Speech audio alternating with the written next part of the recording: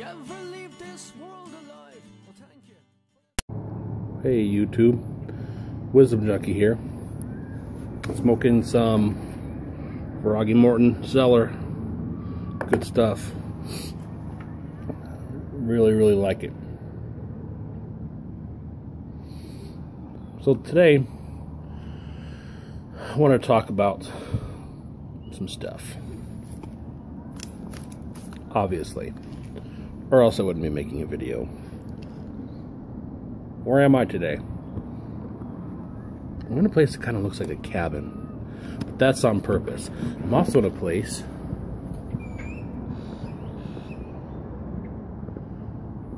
with a lake. I would give you that much prettier backdrop, but the way the sun sets on it makes it so you can't really see me very well. That's on purpose. Today,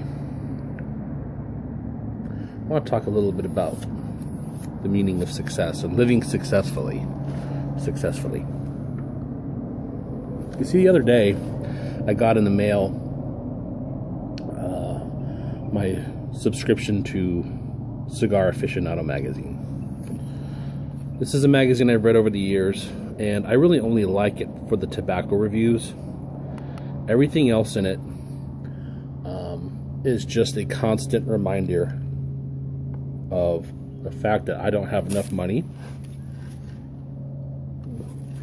and that I'm not living the type of cigar lifestyle or lifestyle that Cigar Aficionado magazine seems to think I should be living. So while it's a great magazine, I think, for tobacco reviews, the rest of it's just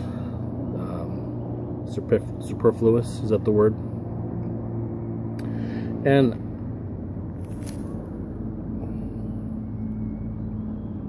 of course, that got me to thinking the difference between cigar smokers and pipe smokers. Are cigar smokers more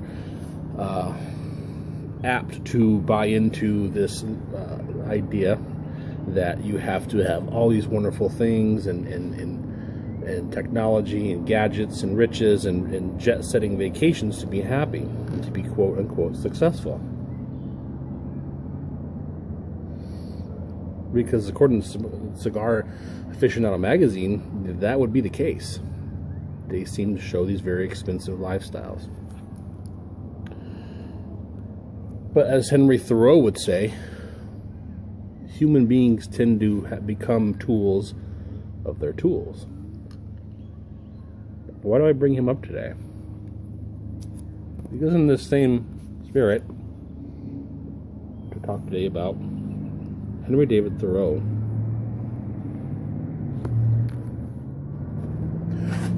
And his book that he wrote back in the 1850s called Walden.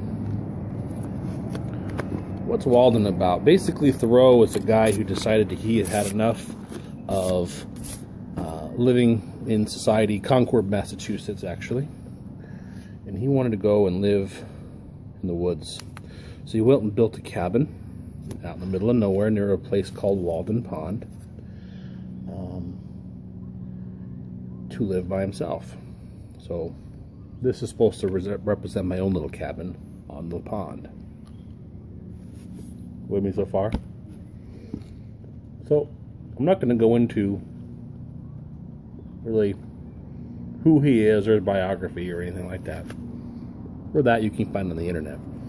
But there are, as usual, portions of this book that he wrote that I want to talk about, because after it's actually 2 years of living out in the woods in this cabin that he built by himself, he wrote about his experiences.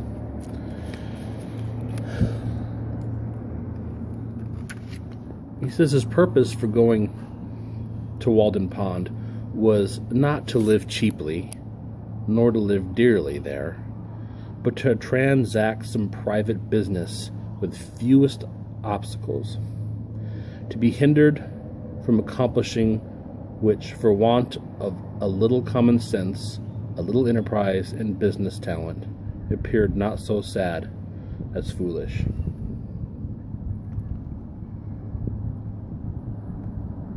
He wanted to transact some private business with the fewest obstacles. What obstacles is he talking about? stuff, technology, things society says that you need to have to be successful and live well.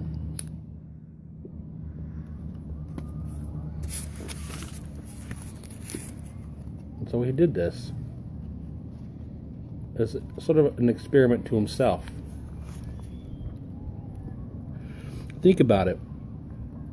Since the day you were born, how much time have you actually spent in solitude, by yourself? I mean, with nobody around. No television, no technology. Even a camping trip, have you gone with other people? How much time have you spent in your life by yourself? To some people, that's a terrifying prospect. To others, it's an opportunity to learn who they are. To be alone with nothing but your thoughts. Living as simply as possible for an extended amount of time. This is what he wanted to do. He says, I went to the woods because I wished to live deliberately. To front only the essential facts of life. And see if I could not learn what it had to teach. And not, when I came to die, discover that I had not lived. That's why he went there. Because when he came to die, he wanted to make sure he did not realize that he did not actually have lived. So now how is it that he wanted to live? What is his definition of living? Is it buying expensive watches that Cigar Aficionado magazine says I have to purchase to make me happy?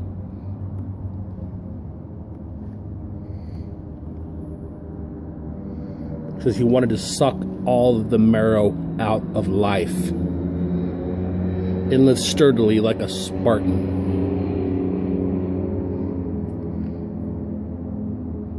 To drive life into a corner and reduce it to its lowest terms.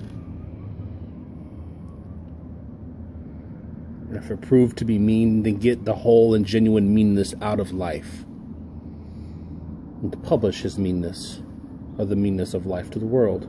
Or if it were sublime, to know it by experience and to be able to give a true account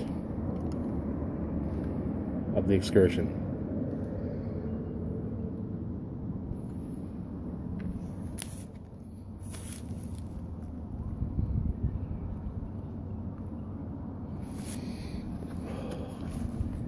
Good stuff. He wanted to reduce life to its lowest terms, to remove as much as possible, so all that was left is himself, alone, in a cabin, in the woods, self-sufficient, because that is how he wanted to live and get the most out of the marrow of life.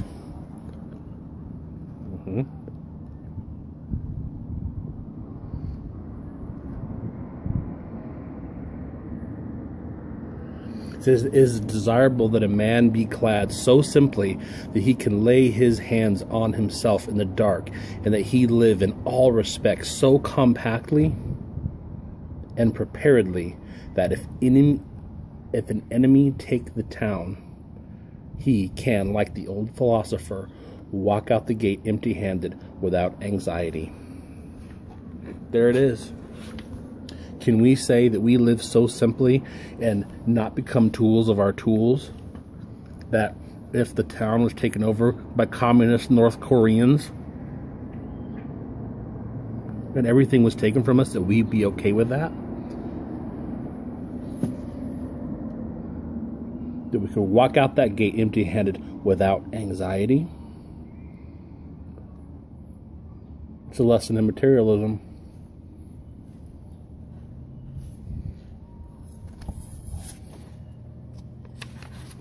And he speaks of materialism. He says this, he says, I had 3 pieces of limestone on my desk. But I was terrified, he was terrified, to find that each of those pieces of limestone required dusting daily. When the furniture of my mind was all undusted still. So in other words, he was so busy dusting off these 3 pieces of limestone he was not taking time to dust off his own mind. I threw them out the window in disgust. How then could I have furnished a house? I would rather sit in the open air, for no dust gathers on the grass, unless where man has broken ground. There's no dust out here. We don't dust the grass. We don't dust the trees, the rocks. We only dust where we've broken ground and set foot and established ourselves in our homes, our big boxes that which we collect our stuff. So I would rather sit on a pumpkin and have it all to myself than be crowded on a velvet cushion.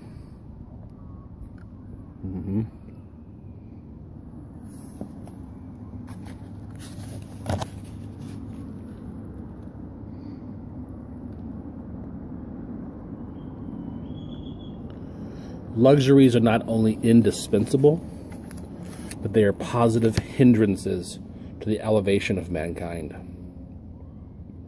With respect to luxuries and comforts, the wisest have ever lived a more simple and meager life than the poor. The ancient philosophers, the Chinese, the Hindu, the Persian, the Greek, were a class than which none has been poorer in outward riches, and none so rich inward. See, not only does luxury hinder us, but they prevent us from elevating our minds. I mean, think about it. When you're sitting there typing your Word documents, and that red line goes under that word that you know you misspelled, you don't stop and think about how to spell it. No, you right-click it and then left-click it into submission. We're becoming dumber. Tools of our tools.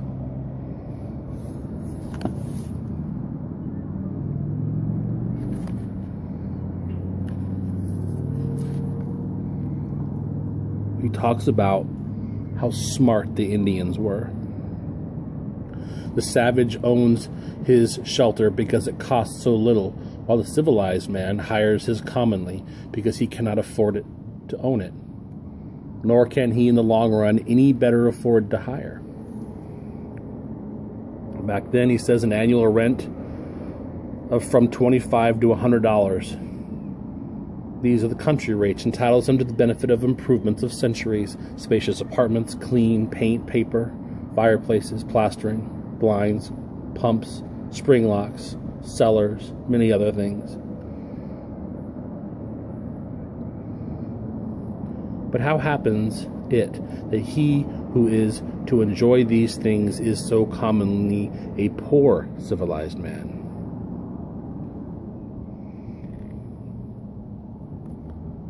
An average house in this neighborhood costs perhaps up to $800, and to lay up this sum will take from 10 to 15 years of the laborer's life, even if he is not encumbered with a family. The pecuniary value of every man's labor at $1 a day, for if some receive more, other receives less, so that he must have spent more than half a life commonly before his wigwam will be earned.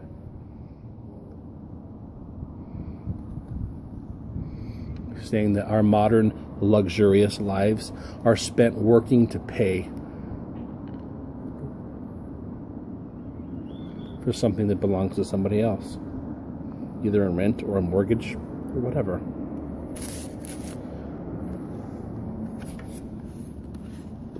Indians didn't deal with this, and they lived well, and they were smart.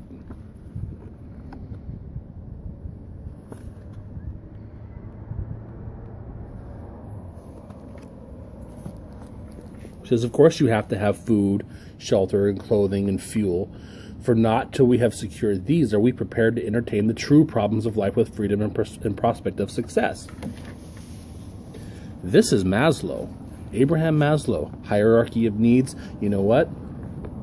Thoreau has been saying this for long before he came around, that yes, you have to have the basics of life. the absolute basics in order to have freedom and a prospect of success. Otherwise, you're just struggling, and not really living. So that is granted. Anything else?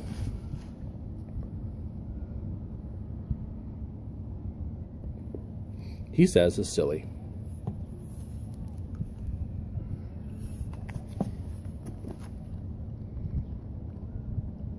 It's not needed.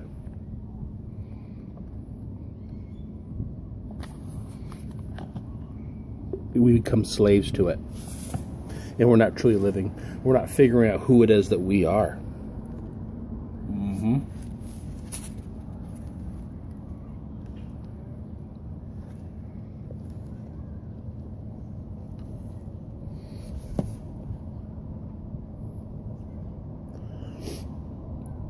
What does he conclude?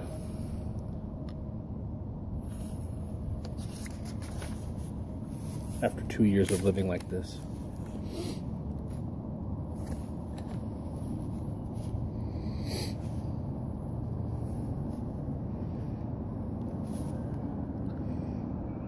He concludes that living simply prompts the exploration of self and thought, because you're not distracted by distractions.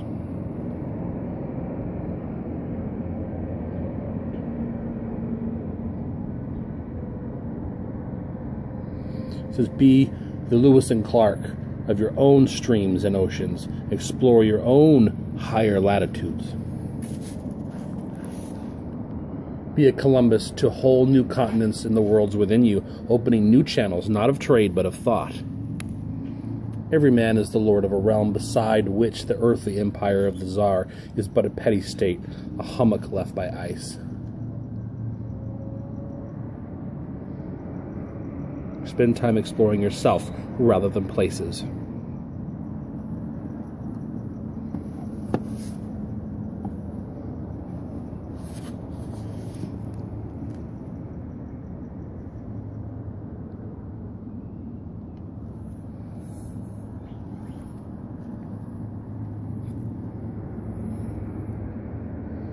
He says, I learned this, at least by my experiment, that if one advances confidently in the directions of his dreams and endeavors to live the life which he has imagined, he will meet with success unexpected in common hours. In other words, if you advance confidently in the directions of your dreams and what you wish to do, and endeavor to live the life that you have imagined, you will meet with a success.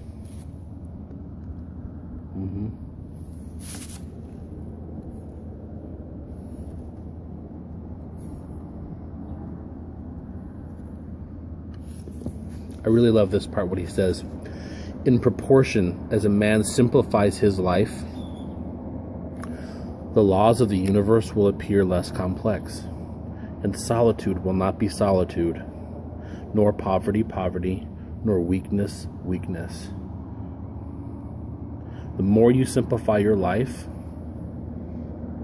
all the laws and things that we worry about in day-to-day life will go away. Things will appear less complex. You will not be alone. When you're alone, you're not really alone.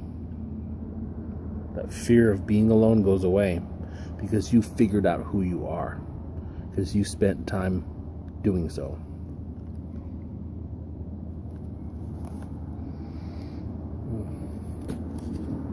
It's really good stuff.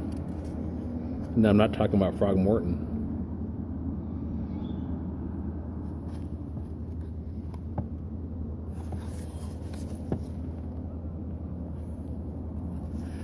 He learned so much in his time being alone in that little tiny cabin for 2 years that he's got it figured out. He figured it all out. He says, if I were confined to a corner of a garret all my days, like a spider, the world would be just as large to me while I had my thoughts about me. In other words, it didn't matter if he's sitting in a prison cell. As long as he had his thoughts about him, the world would be just as large as if he were outside exploring it. Wow. Can we say that about ourselves? I don't think we can. I relate to Thoreau because he was after one thing. He says, rather than love, rather than money, rather than fame, give me truth.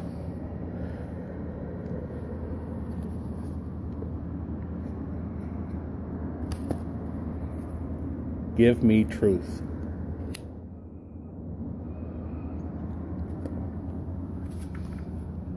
The truth is that Cigar Aficionado magazine can conspire to try and tell me all they want what it is I need in my life to make me happy. When all I really need is the ability to be alone with myself and think and simplify my life and not become a tool of the tools around me.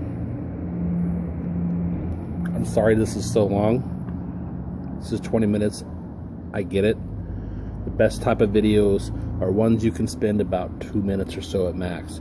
But I had a lot to say today, fellas, and I hope you enjoyed it. Ladies, too. Hope you got something out of it. I'm enjoying this. I'm enjoying this community. You guys are all awesome. See ya.